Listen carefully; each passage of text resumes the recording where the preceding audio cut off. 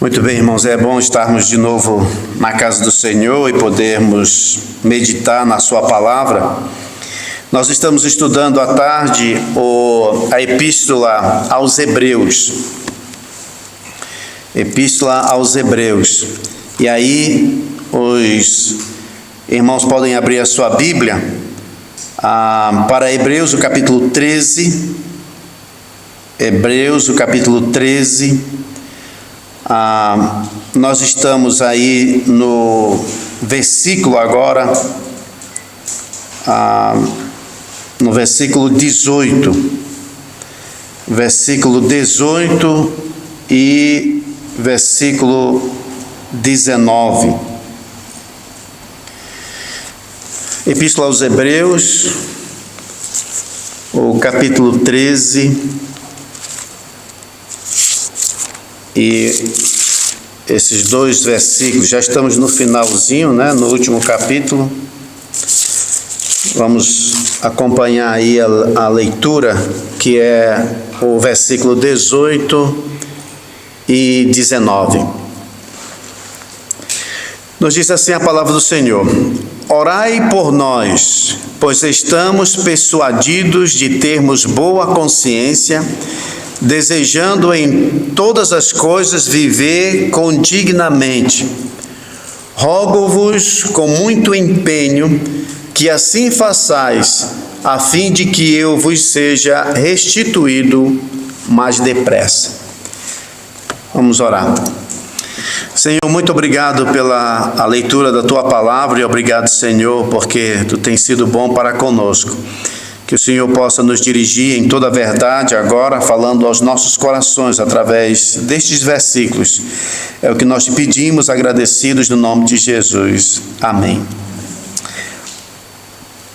Muito bem. Então, aqui estamos, irmãos, já nas partes finais do livro de Hebreus. Se nós olharmos do versículo 18 até o versículo 25, a gente poderia, irmãos, dividir da seguinte forma. O versículo 18 e o versículo 19, nós vemos aí um pedido de oração do escritor por si. Ele está fazendo um pedido de oração por ele. No versículo 20 até o versículo 21, nós vemos um pedido de oração feito pelo escritor a Deus. Então, no primeiro, do 18 a 19, é um pedido de oração que ele faz aos irmãos para orar por ele. No 20 a 21, é o pedido do escritor a Deus em favor dos hebreus, para quem ele estava escrevendo. E aí no versículo 22, nós temos um pedido do escritor aos irmãos, que eles acatassem, suportassem ou recebessem, de bom grado esta exortação que é toda a epístola. No versículo 23, nós temos um comunicado que o escritor faz aos hebreus, dizendo que o Timóteo já tinha sido posto em liberdade. E aí a gente vai para os finais, que é o versículo 24 e 25, que é as saudações finais. E assim termina o livro. Então hoje nós vamos olhar, irmãos, deste pedido de oração que o escritor faz por si. Versículo 18, ele diz: Orai por nós, pois estamos persuadidos de termos boa consciência, desejando em todas as coisas viver condignamente. É interessante nós notarmos aqui o pedido do escritor. Ele está fazendo esse pedido a quem ele estava exortando. Desde o capítulo 1, ele vem exortando os irmãos, os hebreus, com respeito a vários assuntos. E agora ele pede oração por si. É curioso que o escritor aos hebreus, ele tinha exortado os irmãos com respeito aos guias.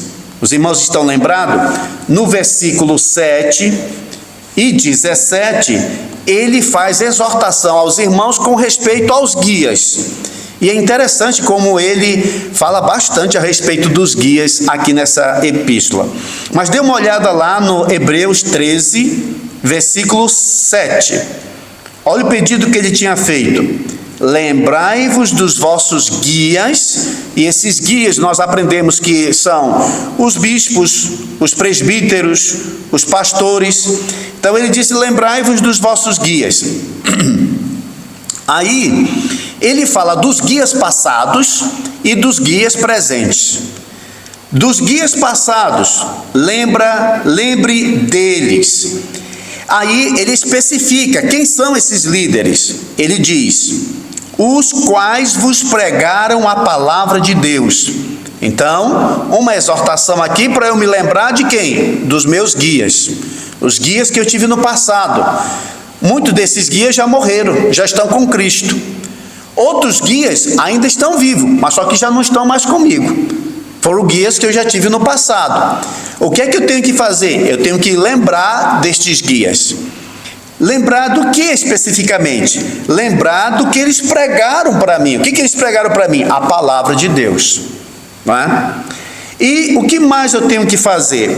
Note que nós aprendemos aqui que não é para lembrar dos guias meramente com um sentimento de nostalgia. Ah, aquele pastor, eu tive um pastor, olha como ele era bom, olha como ele era isso, que ele era aquilo. Não com esse sentimento de nostalgia. Mas ele incentiva aqui para lembrar dos guias do passado, fazendo uma coisa: considerando atentamente o fim de sua vida, imitai a fé que tiveram. Então, o único propósito de eu me lembrar dos meus líderes, dos meus guias do passado, aqueles que me pregaram a palavra, é simplesmente uma coisa: de imitar a fé que eles tiveram. Note, não é para eu imitar o comportamento deles errado, não é para eu imitar como eles eram um pastor, como ele era o pai, ou como ele era o comportamento dele, como é que seja. Eu tenho que imitar a fé. Porque os irmãos há de convir que às vezes o comportamento de um líder não é um comportamento como deveria ser. E isto eu não tenho que imitar. Eu tenho que imitar a fé que eles tiveram. Então, ele exorta os irmãos a lembrar dos guias, do passado, aqueles que pregaram a palavra. Com que intuito? De imitar a fé que eles tiveram. Por que imitar a fé? Porque vocês viram que Jesus Cristo, a quem eles serviram, foi fiel para com eles, respondeu essas orações, deu vitória para eles, e por isso ele diz: Jesus Cristo ontem, hoje é o mesmo e para sempre. Então o incentivo é: olha, lembra dos teus guias do passado, imita a fé que eles tiveram. Eles tiveram a fé em Jesus. Jesus Cristo os ajudou, Jesus Cristo os socorreu, Jesus Cristo mesmo deu vitória para eles. Então, o mesmo Jesus que fez isso para eles no passado, também vai fazer para nós hoje. Imitai a fé que tiveram. Aí, no 17, o escritor, ele fala dos guias do presente.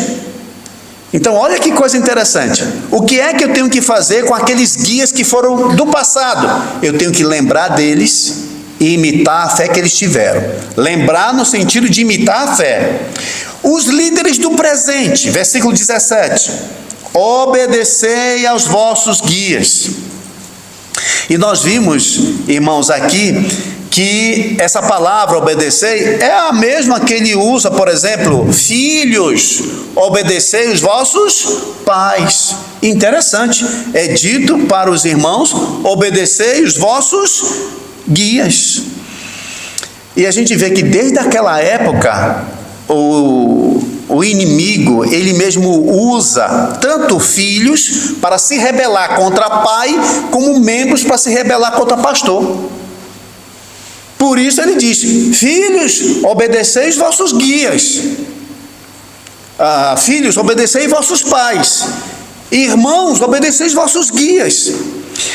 E é interessante como é essa comparação. Por quê? Porque nenhum pai gosta de ser desobedecido. Nenhum pai. Você já imaginou um filho levantar contra o pai, falar contra o pai, querer a derrota do pai, querer ver o mal do pai? Isso não é bom. Mas a mesma coisa acontece quando membros fazem isso com os guias. Ora, quem é você? Quem és tu? Ora, eu sou o guia. Eu sou o pastor. Então, essa atitude é uma atitude o quê? De desobediência, de rebelião, que houve já no passado e sempre, de tempo em tempo, Satanás age. Para quê? Para que os membros se rebelem contra os líderes. Porque fazendo isso, destrói a igreja, divide a igreja, e quem tem vitória? Satanás. E já imaginou a própria igreja se dividindo? Em vez de ser o incrédulo lá fora, né, que vai atacar a igreja, não, dentro da própria igreja, divisão. E por causa do quê? De insubmissão. Uma coisa, irmãos, é quando o líder está roubando, está adulterando, está mesmo fazendo coisa que é errada. Aí sim, juntos se vão tirar esse líder que ele está dando mau exemplo. Mas fora disso, para que a desobediência? Para que a insubmissão? Só para criar problema. E vai contra as Sagradas Escrituras. Mas o curioso é que são pais. São pais. E não querem que os seus filhos o desobedeçam, porque é pecado. E não é pecado desobedecer os líderes, os guias? É tão pecado quanto. Então, o do presente, o que eu tenho que fazer com os guias? Eu tenho que obedecer, eu tenho que me submeter. Por quê? Versículo 17. Pois eles velam por vossa alma, ou seja, eles oram por vocês, com quem deve prestar contas. Ora, um pai de família não vai prestar conta por ser marido, por ser pai. Como é que você criou seus filhos? De que maneira você criou seus filhos? Vai ser pedido conta sua. Também vai ser pedido conta do pastor. Você já imaginou um pastor chegando no céu, aí o Senhor Jesus Cristo diz: então, como que você fez? Olha, Senhor, eu queria até fazer de uma maneira, só que o pessoal lá se reuniu e decidiu uma outra coisa. O quê? Mas eu não te coloquei lá para ser guia? Eu não te coloquei lá mesmo para liderar o meu povo?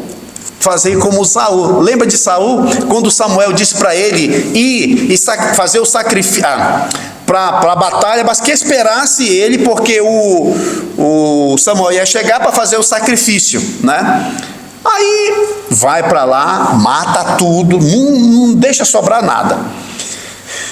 Quando Samuel chegou lá, tinha um monte de ovelhas, carneiros, tudo. Aí o Samuel, mas que moído é esse de animal aí? Foi o povo que escolheu. O povo que disse que era para a gente poupar, para sacrificar para o Senhor. O povo? O que foi que Deus te disse? Para destruir tudo. Mas o Saul queria fazer o quê? O que o povo queria. E o que aconteceu com Saul? Perdeu o reino. O reino saiu dele e passou para Davi. Então eles vão prestar conta. Então não é uma coisa fácil, irmãos, o papel de um líder. Porque é você que vai prestar conta, é você que vai dar conta como foi conduzido as coisas. Então ele menciona isto. E aí ele até diz para a Irmandade, falando da seguinte maneira: olha, irmãos, obedeçam, sejam submissos, porque eles velam por vossas almas, eles vão prestar conta disso. E outra, para que eles façam isso com alegria. O que acontece quando os filhos obedecem os seus pais? Os pais ficam alegres. Ao ponto de, poxa, se meu filho quiser uma bicicleta, eu vou comprar para ele, vou dar tudo, porque ele é um obediente. Mas se o filho é rebelde, se o filho é insubmisso, o pai vai fazer com alegria? O pai vai ter tristeza. Você vê no rosto de pais que os filhos não obedecem. Dá uma olhada no rosto do pai e da mãe que tem filhos que não lhes obedecem. Eles não são felizes. Você pode olhar no rosto deles, mas é porque ele tem lá dentro de casa um problema. Como que ele vai sorrir? Como que ele vai se alegrar se dentro de casa ele está tendo problema? Não tem como ele ter alegria no rosto, porque ele está enfrentando o problema. Se lá em casa fosse tudo eu pedir, maravilha, aí o pai estava do melhor possível. Mas quando está com problema, aí o pai e a mãe vão sentir. O escritor, ele usa essa linguagem, ele diz, olha irmãos, obedeçam, sejam submissos. Por quê? Porque eles vão fazer com alegria. Mas se for rebelde, eles vão fazer com tristeza. E quem é que perde? A Irmandade. A Irmandade vai fazer, vai perder. O que se quer? Se quer um tratamento, obrigado. Se quer um tratamento bom, obediência, é isso que se quer. Aí vai ser feito do melhor possível, alegria, tá? Mas se é com desobediência e com rebelião, vai ser triste, vai ser tristeza. E quem é que perde? A Irmandade. Então ele coloca isso assim muito bem. Aí a gente pensa que já terminou. Bem, ele já falou dos guias do passado, guias do presente, mas aí quando chega aqui, irmãos, nesse versículo 18, ele diz assim, orai por nós. Orai por nós quem? Tem aí alguns irmãos, muito provavelmente, talvez, né? Orai por nós. Eles estão presos, né? Orai por nós. O que eles estão passando? Estão passando por alguma coisa? Orai por nós.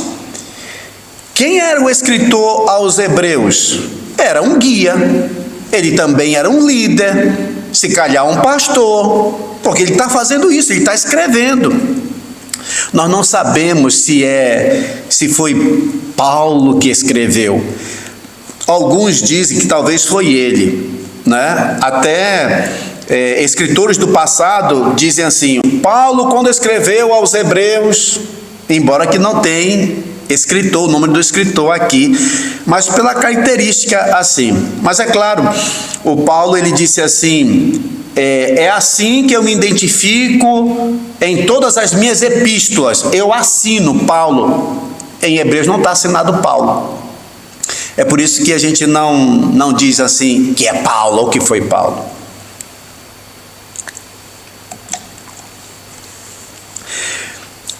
Mas o que nós vemos aqui é um líder. E esse líder agora, ele diz, orai por nós. Então, eu vou fazer a soma do versículo 7, do versículo 17, com o versículo 18, que diz, orai por nós. O que eu aprendo? Eu aprendo que, com respeito aos líderes, eu tenho que me lembrar dos líderes do passado, lembrar deles no intuito de imitar a fé que eles tiveram. Não é imitar nada de ruim deles, não. Por isso que a Bíblia diz, olhai de tudo, retei o que é bom. Então, imitai a fé que eles tiveram, os líderes do passado. Do presente, bem, você está dentro de uma igreja, então você tem que obedecer ao vosso guia, você tem que ser submisso para com ele. Mas uma outra coisa, aqui no 18 diz, orai por nós. Ou seja, tem que orar. Não é somente obedecer, se submeter, mas é orar. Então isso mostra aqui, irmãos, que o líder precisa do quê? De oração. Porque às vezes na mente dos membros está de que só nós que precisamos de oração. Ah, não! O guia, o pastor, ele já está assim em contato com Deus, tem todas as suas necessidades supridas, ele está bem encaminhado, está bem assessorado, ele não enfrenta problema familiar, não enfrenta problema social, ele não enfrenta problema econômico, ele não enfrenta. Ele também é um ser humano junto com os outros irmãos. Os irmãos precisam de oração, ele também precisa.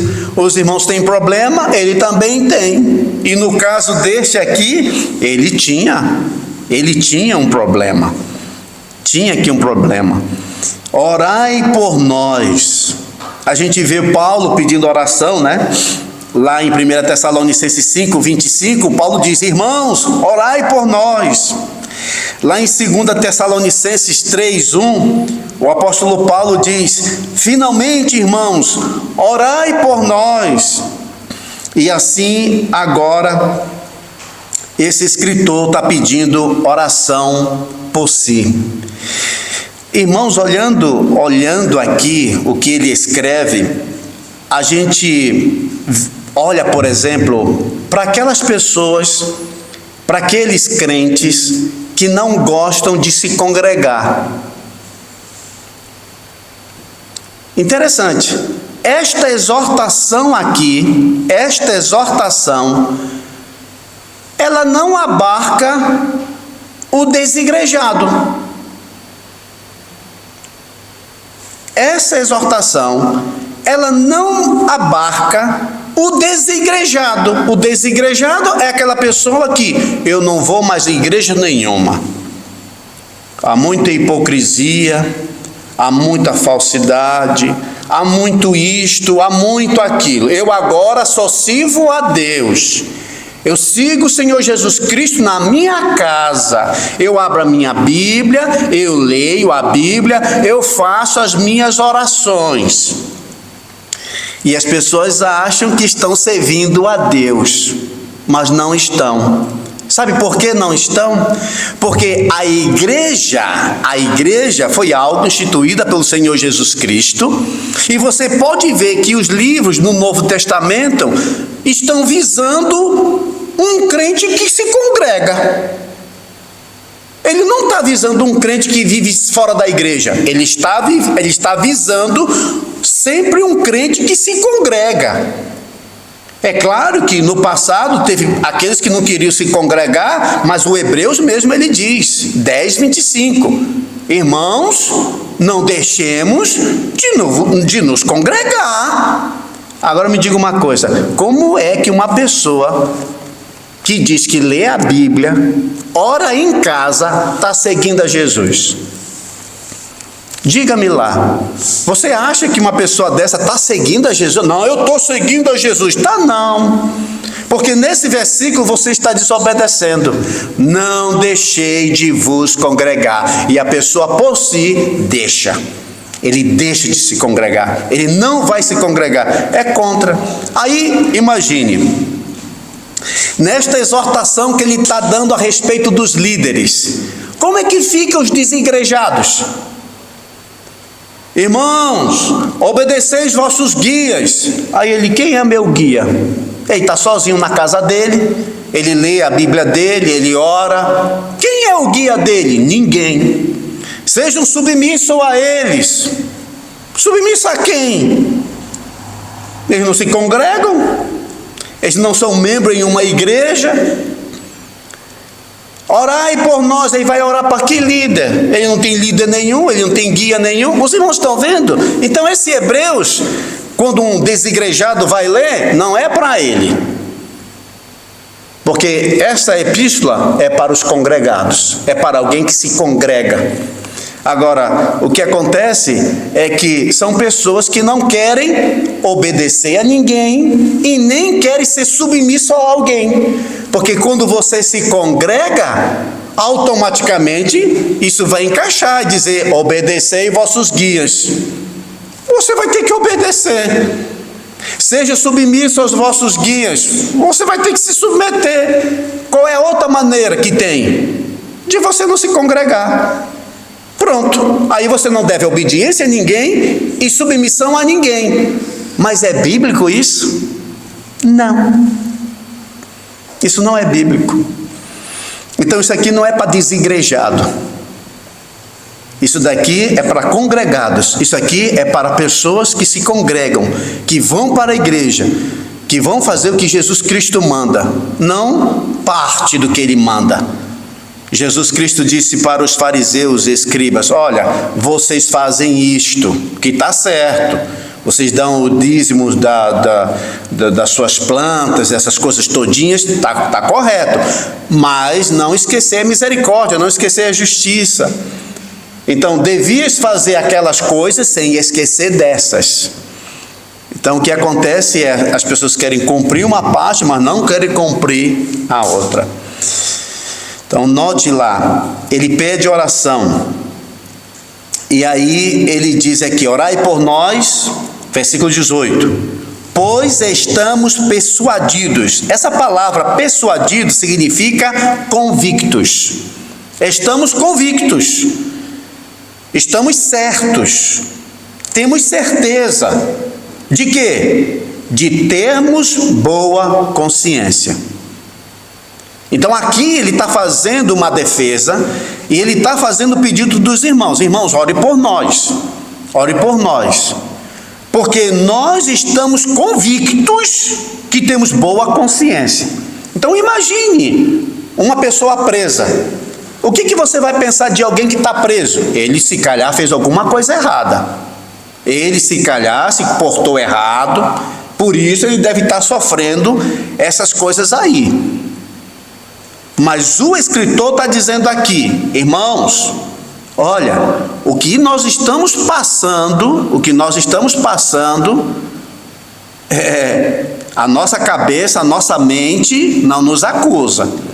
Nós estamos convictos que nós não fizemos nada de errado. Estamos sofrendo injustamente. Nós estamos convictos de que nós temos uma boa consciência. A expressão boa consciência é assim: eu tenho certeza que não disse nada de errado, que não fiz nada de errado. Para nós termos o contexto disso, ou até mesmo uma clareza a respeito dessa questão de boa consciência, vamos olhar alguns versículos, eu digo aí para os irmãos, João capítulo 8, versículos 7 a 9.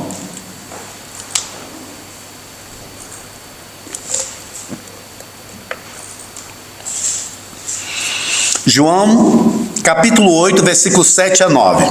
Olha lá. Como insistisse na pergunta, Jesus se levantou e lhes disse: aquele que dentre vós estiver sem pecado, seja o primeiro que lhe atire a pedra. Então os irmãos conhecem a história. Está lá a mulher que foi encontrada em flagrante adultério. Está lá. Olha, a lei de Moisés diz que é para apedrejar. Aí Jesus Cristo disse: olha, aquele que dentre vós estiver sem pecado, atire a primeira pedra. Aí olha o que diz, versículo 8. E tornando a inclinar-se, continuou a escrever no chão. Mas ouvindo eles esta resposta, e olha lá, acusados pela própria consciência. O que o escritor aqui aos Hebreus está dizendo é que ele tem uma boa consciência. A consciência dele não acusou. Nós estamos enfrentando essas dificuldades, nós estamos passando por prisões, estamos presos porque fizemos... Não. Eu tenho boa consciência, eu não fiz nada de errado. Esses aqui, eles não tinham uma boa consciência. E por isso eles foram se retirando um por um, começando pelos mais velhos, indo até os últimos. Tem um outro exemplo, em Atos capítulo 21, 27 a 30, Atos capítulo 21, versículo 27 a 30, que conta a história do apóstolo Paulo quando ele estava lá no templo. Agora veja só, aqui nós vamos ter um exemplo de pessoas que falam ao teu respeito, pessoas que dizem coisas a teu respeito. O que é que eles estão dizendo e o que é realmente a verdade? Então aqui vamos ter um exemplo disso. Diz-nos aqui o seguinte, Atos 21, 27. Quando já estavam por findar os 7 dias, os judeus vindos da Ásia, tendo visto Paulo no templo, alvoroçaram todo o povo e o agarraram, gritando, olha aí, israelitas, socorro! Este é o homem que por toda parte ensina a todos a serem contra o povo. Eles estão falando isso, irmãos, a respeito de quem? De Paulo. Levantaram e disseram, olha, esse homem aqui ensina por toda parte, a todos serem contra o povo, contra a lei e contra este lugar. Ainda mais, introduziu até gregos no templo e profanou este recinto sagrado. Era verdade isso? Versículo 29. Pois antes tinham visto Trófimo, o Éfeso, em sua companhia na cidade e julgavam que Paulo introduzira no templo. Paulo tinha introduzido no templo? Não. O Paulo, ele ensinava a todos a serem contra o povo judeu, a serem contra a lei, contra aquele lugar. Aí veja, a defesa de Paulo, Atos 23, 1. Então teve esse acontecimento e essas acusações, tá bom? Essas acusações. Olha o Paulo, Atos 23, versículo 1. Fitando Paulo os olhos no sinédrio, disse, olha o que ele disse, varões, irmãos, tenho andado diante de Deus com toda boa consciência até o dia de hoje. Mas era isso, irmãos, que os judeus pensavam sobre ele? As pessoas estavam falando mal dele, estavam dizendo coisas más a respeito dele. Mas o que o Paulo tinha? O Paulo tinha o quê? Boa consciência. Ele tinha boa consciência. Estão falando mal de mim, estão dizendo que eu sou isso, que eu sou aquilo, que isso e aquilo. A pergunta que eu tenho que fazer é: Senhor, eu fiz isso mesmo? Senhor, eu sou isto mesmo? Foi isso que eu fiz mesmo? E diante de Deus, você vai ver na sua consciência. Eu disse. Então você vai ser acusado pela sua consciência.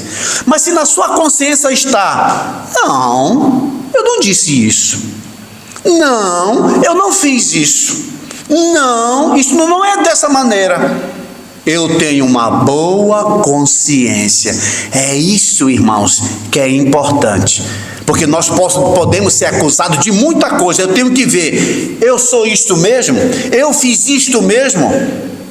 Agora, eu não vou me rasgar todo, me degolar, me matar, porque as pessoas falaram isso de mim. A questão é, o que eles estão falando é verdade?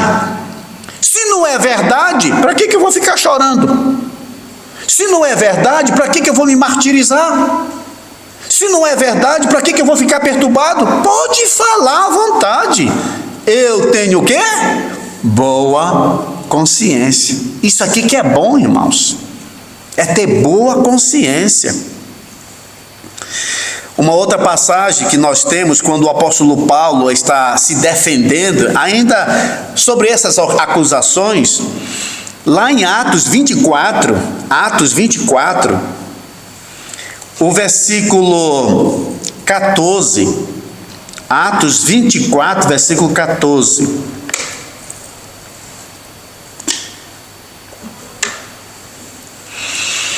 Atos 24, versículo 14.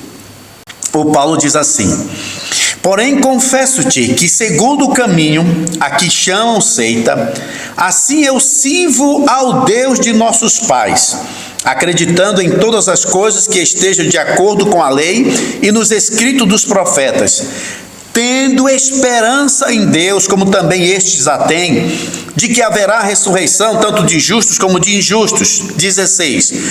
Por isso, olha lá, também me esforço por ter sempre consciência pura diante de Deus e dos homens. Ele está sendo acusado? Está. Estão falando mentira a respeito dele? Estão. Ele está até preso agora? Está. Mas o que é que ele tem? Boa consciência. Irmãos, isso aqui que é de valor. Isso aqui tem muito valor. Porque muitas pessoas vão falar muitas coisas a teu respeito. O que é que você tem que ter? Boa consciência. Fale o que quiser, diga o que quiser, mas a minha consciência é boa. O que eu fiz, não vi que fiz errado, não. Tenho uma consciência boa. Aí, vamos lá para o versículo 19, né? Hebreus 13, 19. Hebreus 13, 19. Então ele, veja, que ele aí no versículo 18, ele disse: orai por nós, e ele diz, porque estamos persuadidos de termos boa consciência, temos boa consciência, desejando em todas as coisas viver condignamente, ou seja, nós vivemos de forma digna, não é do jeito que eles estão pensando, não. 19 agora, ele continua: rogo-vos com muito empenho, que assim façais o quê? Oração. Então note como ele pediu oração no versículo 18, e agora no versículo 19 ele volta de novo: rogo-vos com muito empenho, que assim façais, a fim de que eu vos seja restituído mais depressa. Opa! Restituído? Então ele está preso? Será que ele está preso? E aí está esperando pela oração dos irmãos para que ele seja restituído aos irmãos de novo, que seja libertado. E é o que dá a entender, por quê? Porque lá no versículo 23 diz assim: notifico-vos que o irmão Timóteo foi posto em liberdade. E eu, irmãos, ore por mim. Ore por mim. Eu rogo-vos com muito empenho, que assim façais, a fim de que eu vos seja restituído mais depressa. Aqui, irmãos, o escritor, eu não tenho dúvida nenhuma que ele sabia que se estava numa situação assim, Deus estava no controle. Deus estava no controle. Mas ele queria sair daquela situação. E por isso ele pediu oração. Ele pediu oração. Mas ainda, irmãos, não era o tempo de Deus. Pois foi Deus que permitiu que assim acontecesse. E Deus sabia quanto tempo eles, porque ele disse: orai por nós, iriam ainda passar ali. Lá em Atos, aliás, Atos não, Apocalipse, capítulo 2, em Apocalipse, capítulo 2, versículo 10, é interessante que nessa passagem Deus mostra que Ele conhece tudo a respeito dos seus servos, o que eles estão passando. Ele diz, Apocalipse 2:10: não temas as coisas que tens de sofrer. Eles são crentes, são irmãos fiéis, mas ainda vão sofrer. Eis que o diabo está para lançar em prisão alguns dentre vós. Deus sabe que o diabo tinha um plano de jogar aqueles irmãos na prisão. Deus também sabia disso. E Deus deixou. Deus deixou. Ele disse: olha, ele vai lançar, vocês serão colocados à prova, vocês vão ter tribulação de 10 dias.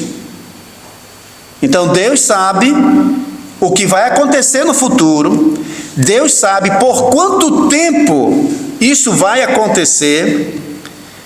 E Deus sabe se vamos ser livres ou se vamos morrer. No caso deles aqui, ele disse: ser fiel até a morte e dar-te-ei a coroa da vida. Em outras palavras, Deus não os livrou de serem mortos. A gente sempre ora pedindo que Deus livre-nos, de uma coisa, livre de outra. O Paulo orou para que Deus tirasse aquele espinho do seu corpo. Deus tirou o espinho? Não. Então isso quer dizer que Deus não gostava de Paulo? Gostava, amava. Só que Deus, ele tem os seus planos. E tudo que ele pensa para nós, irmãos, é o melhor. Embora coloque um espinho na nossa carne, mas é o melhor. E por isso Paulo disse: quando eu sou fraco, eis que eu sou forte. O Paulo também, lá em Romanos 1:8, olha o que ele diz ali. Porque o Paulo tinha pensamento de fazer uma coisa, fazer a outra, e nem sempre dava o que ele planejava. As coisas não saíam do jeito que ele planeava. Lá em Romanos 1:8, o Paulo diz assim: primeiramente dou graças a meu Deus, mediante Jesus Cristo, no tocante a todos vós, porque em todo o mundo é proclamada a vossa fé. Porque Deus, a quem sirvo em meu espírito no evangelho de seu Filho, é minha testemunha de como incessantemente faço menção de vós em todas as minhas orações, suplicando que, em algum tempo, pela vontade de Deus, se me ofereça boa ocasião de visitar-vos.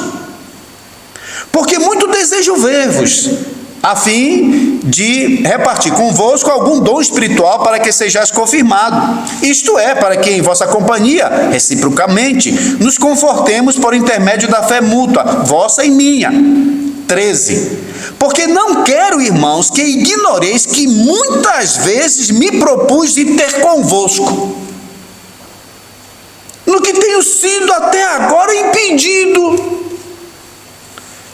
Que coisa! O Paulo, irmãos, tentou ir ou não tentou ir? Tentou. Ele não sabia que não era da vontade de Deus? Para que ele tentou algo que ele sabia que não era da vontade de Deus? As pessoas às vezes não têm uma compreensão. Esse aqui é um homem de Deus. Eu não tenho dúvida nenhuma que ele orava. Ele vivia uma vida de oração. Mas ele tinha que tomar decisões. E a coisa não estava muito clara na mente dele. Não tinha nada de mal em pegar um barco e ir para Roma. Não tinha nada de mal. Ele já tinha feito os evangelismos por ali e tudo. Queria ir, mas não deu. As portas foram fechadas. Às vezes nós achamos o seguinte, que, eu leio minha Bíblia, eu oro, vou à igreja, faço as coisas como deve ser, mas eu pedi isso de Deus e Deus não deu. Mas por que não? Veja esse exemplo de Paulo. O Paulo queria viajar e queria ir até Roma. Ele queria fazer o quê? Ele queria ir lá para uma festa? Não. O desejo dele aqui, é claro, ele diz aqui, para conseguir igualmente entre vós algum fruto, como também entre os outros gentios. Ele queria fazer o quê? Pregar o evangelho. Ele queria ensinar lá, instruir os irmãos, fazer uma coisa boa. Mas Deus permitiu? Não. Ele tinha tentado ir? Tinha, mas não foi permitido. E assim, irmãos, acontece conosco. Você pode ser um servo de Deus, uma serva de Deus, fiel, querer ir para um canto e Deus não deixar. Isso não tem nada de errado. Não é que você não anda segundo a vontade de Deus, nem nada disso. Não é que você é pecador e que Deus não deixou. Deus tem os seus planos para o dia e a hora e o tempo. Ele tem os seus planos, irmãos, e nós não sabemos. Nós não sabemos, nós só temos que ser obedientes. Deu para eu ir? Graças a Deus. Não deu para eu ir? Deus sabe por quê. Deus sabe por quê, eu não sei. O Paulo conseguiu ir a Roma, irmãos. conseguiu, mas ele não chegou em Roma do jeito que ele queria. Porque quando ele escreveu, ele disse: olha, irmãos, ore ao Senhor que essa oferta seja bem recebida pelos judeus e tudo, e eu chegue até vocês e possa me recrear um pouco com vocês e tal. O que aconteceu? O Paulo chegou em Jerusalém para levar aquelas ofertas que ele foi lá para levar, foi preso no templo, levado para Cesareia, passou 2 anos em Cesareia preso. Para aquele que queria ir já para Roma, não conseguiu, né? E como é que ele chega lá em Roma? Preso. Ele chega como uma pessoa que foi enviado daqui de Cesareia para Roma, não como um passageiro no avião, um passageiro no barco, vamos assim dizer, um passageiro, ele está, não, ele chegou como uma pessoa que estava presa. Não foi do jeito que ele quis, mas foi do jeito que Deus quis. Então, quando ele diz aqui: rogo-vos com muito empenho que assim façais, a fim de que eu vos seja restituído mais depressa, o que eu aprendo aqui? Eu aprendo, irmãos, que este líder, esse guia, nós estamos lá no versículo 19 do capítulo 13 de Hebreus, que ele acredita na oração. É um líder, é um guia, ele acredita na oração. Rogo-vos, irmãos, com empenho, que vocês orem mesmo por mim, a fim de que eu vos seja restituído mais depressa. Então, na cabeça dele se vocês não orarem, eu vou demorar. Se vocês não orarem, eu vou ficar mais tempo. Se vocês orarem, eu vou ser restituído mais depressa. Então, ele acredita no quê? Na oração, no poder da oração. E ele está pedindo para a Irmandade orar nessa. Imagine os irmãos lá, vindo na igreja, reunidos. Olha, o nosso guia pediu oração, ele está pedindo oração por isso. Ele acredita então na oração. Vamos orar com empenho, para que Deus mesmo possa abrir as portas e ele possa ser restituído. Então ele acredita na oração. Ele acreditava no Senhor Deus de todo o coração? Acreditava. Ele queria, ele almejava uma coisa? Almejava. Isso tinha sido dado a ele? Não. E por isso ele pedia oração. Porque, embora que ele esteja conformado como ele está, mas ele queria sair dessa situação. Então, irmãos, ore para que eu seja restituído mais depressa. Então aí, irmãos, a gente tem algumas lições assim para aprender, né? Por exemplo, a questão da oração. Não temos apenas que ser obediente aos guias, submisso aos guias, mas devemos também orar pelos guias. Eles também precisam de oração. Uma outra coisa, nós temos, irmãos, que cultivar uma boa consciência. Vamos ser acusados de coisas, as pessoas vão dizer coisas da gente, mas a questão é: eu fiz isso? Isto é verdade? Nós temos que cultivar uma boa consciência. O apóstolo Paulo, quando escreveu a Timóteo, em 1 Timóteo 1,19, ele disse assim, 1 Timóteo 1,19: mantendo fé e boa consciência, porquanto alguns, tendo rejeitado a boa consciência, vieram a naufragar na fé. Ter boa consciência. O Pedro, em 1 Pedro 2,19, ele diz: porque isto é grato, que alguém suporte tristeza, sofrendo injustamente, por motivo de sua consciência para com Deus. Veja só, você tem uma boa consciência, mas isso não evita de você ter o quê? Sofrimento. Você pode ter uma boa consciência. Jesus tinha uma boa consciência? Tinha. Ele merecia, humanamente, ele merecia ser crucificado, feito um marginal, um bandido. Ele tinha que ser? Não, ele não fez mal nenhum. Mal nenhum. Então, ele tinha uma boa consciência? Tinha. Mas o que os outros pensavam sobre ele?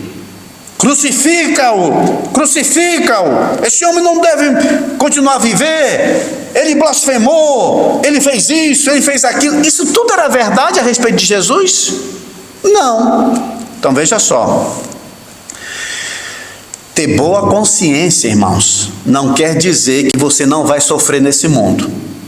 Você pode até ter boa consciência diante de Deus, você pode sofrer por causa disso, ser até martirizado,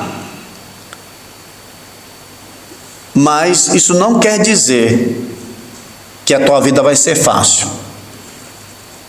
Mas nós temos que ter uma boa consciência para com Deus. É Ele que nos julga, é Ele que conhece todas as coisas. Mas não vai ser fácil a vida. O João, e aí eu termino, o João, irmãos, nos dá um conselho assim maravilhoso, lá em 1 João 3, 19 a 22, 1 João 3, versículo 19, ele diz assim: e nisto conheceremos que somos da verdade, bem como perante Ele, tranquilizaremos o nosso coração.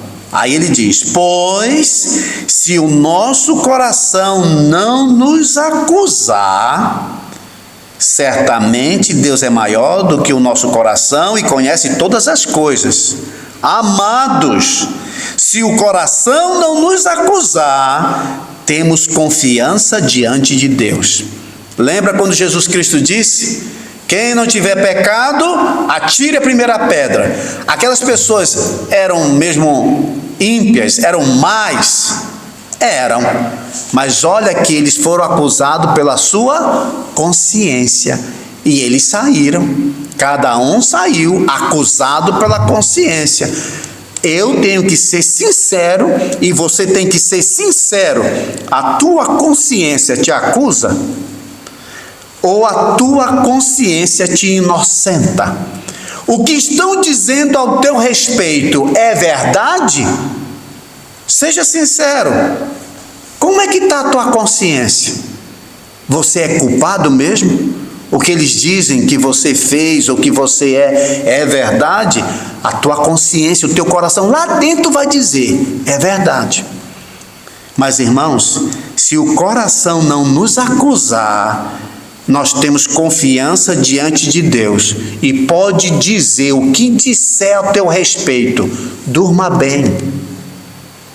Tem gente que às vezes não consegue dormir.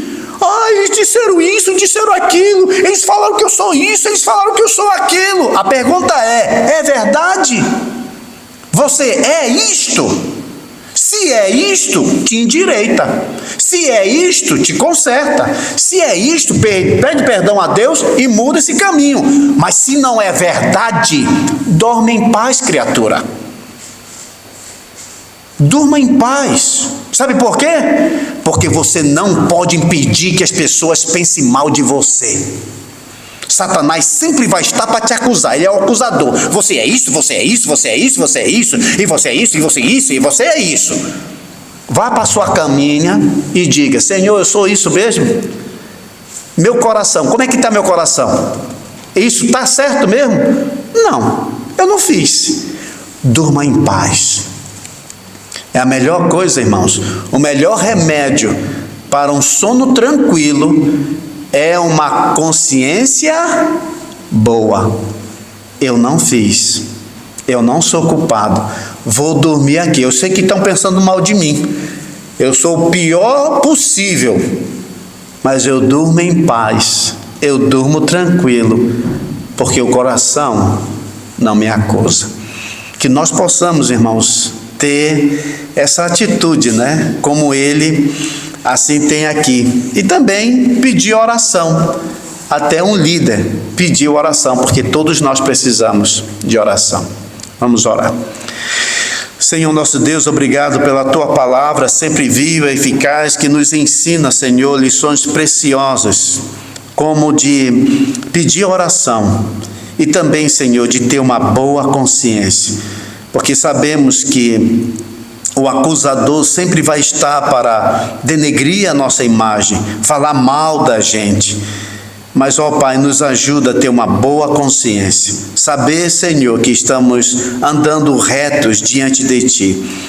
E assim, Senhor, faz com que possamos dormir tranquilo, sem problema, porque o Senhor conhece o nosso coração. Leva-nos, Senhor, aos nossos lares, na Tua paz, no nome de Jesus. Amém. Boa semana, irmãos. Deus abençoe.